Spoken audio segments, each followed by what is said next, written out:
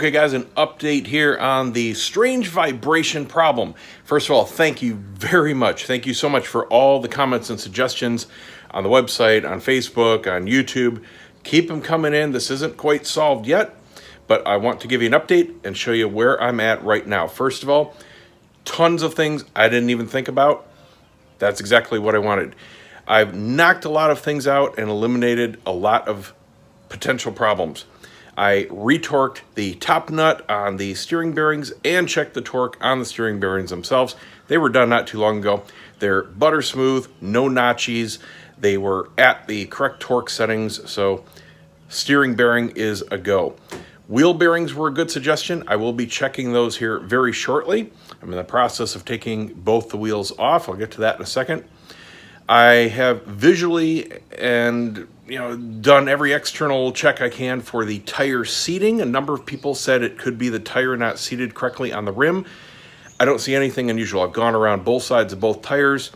Everything looks exactly normal. So unless that's manifesting somehow internally, I don't think that's the issue.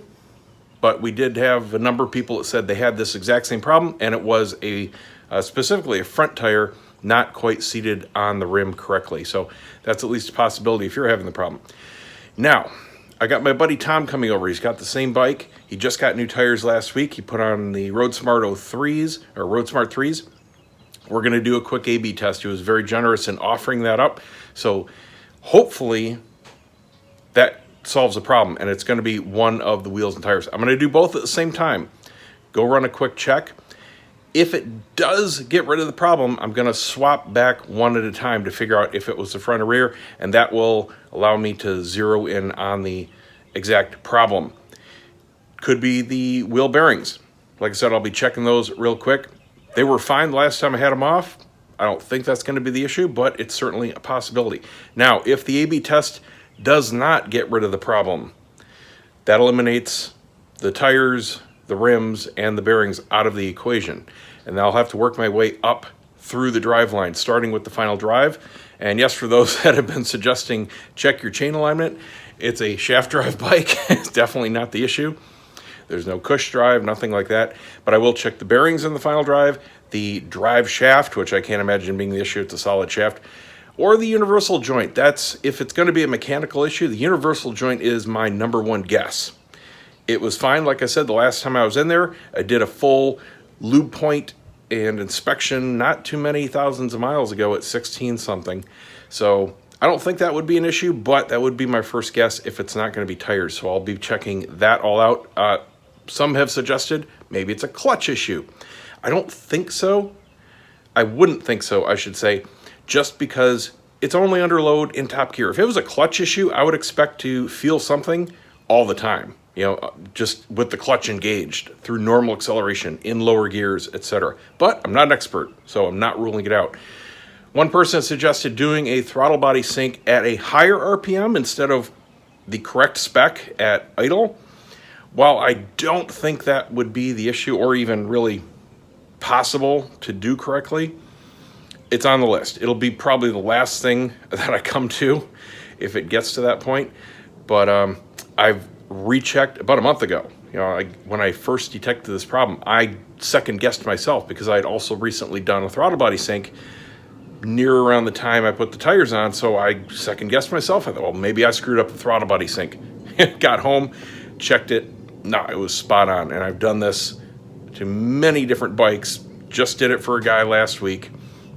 Glass smooth. There's no problem with the tool. And I follow the book procedure. It's really simple. You can't really screw it up. But that was spot on, so I don't think that's going to be the issue. But like I said, not ruling it out, because who knows at this point. There were a number of good suggestions to check the motor mount bolts. Did so. All the bolts checked out at least 35 foot-pounds, and the nut checked out at 32. Everything was nice and tight, totally normal from the factory, so none of those had backed out. But I had also thought about that on the road. I just couldn't see it being a possibility since they've never been cracked loose, but anything is possible. But those were all good. So that's where I'm at. I'm taking my wheels and tires off right now. Tom will be here in about half an hour, so I'll have this ready. We'll zip him in, get his wheels and tires over on mine, go do a quick check. crossing my fingers that it does go away. And then, like I said, I'll swap front and rear separately. We'll nail it down, and that'll at least give me something to inspect on mine when I figure out exactly what's going on. Okay, so in the interest of time, I did the rear wheel first. I figured if that's going to be it, that was my first guess.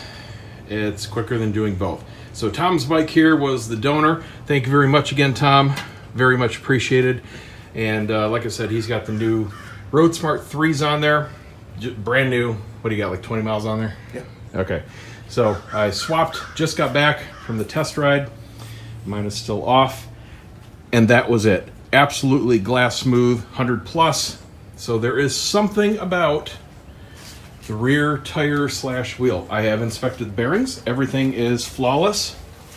I've inspected the rim. Everything looks flawless. I don't see any seating problem, at least from the outside. There are no nicks, no bends, no nothing. I'm thinking it is the actual carcass. Just very strange. Like I said, I've never seen an issue like that. Only under load at high speed is it giving the vibration. Totally fine everywhere else, but it is definitely the rear tire. So wasn't the front, wasn't the bearings, wasn't the engine, wasn't anything else, wasn't the bike. I am actually going to go ahead and order a set of these Roadsmart 3s because I wanted those anyway. I'm going to save my Road 5s that I've got sitting in the room there for the FZ. That was my original intent. I'm in no hurry since I got 2 bikes anyway for those to come in. So I will go ahead and swap those out. When I take them up to the shop to have them mounted, I'm going to have them double check the balance of this. Like I said though, I've never seen a balance issue affect it only at load, and this didn't require much weight at all. Just one little one there. It's still on there. You know, it's butter smooth with the clutch out. So I've never seen a balance issue do that. I really think it's the tire itself. Anyway, that was it. Thanks to everybody that helped out and made suggestions, and thanks again, Tom, for giving me the quick A/B test. See ya.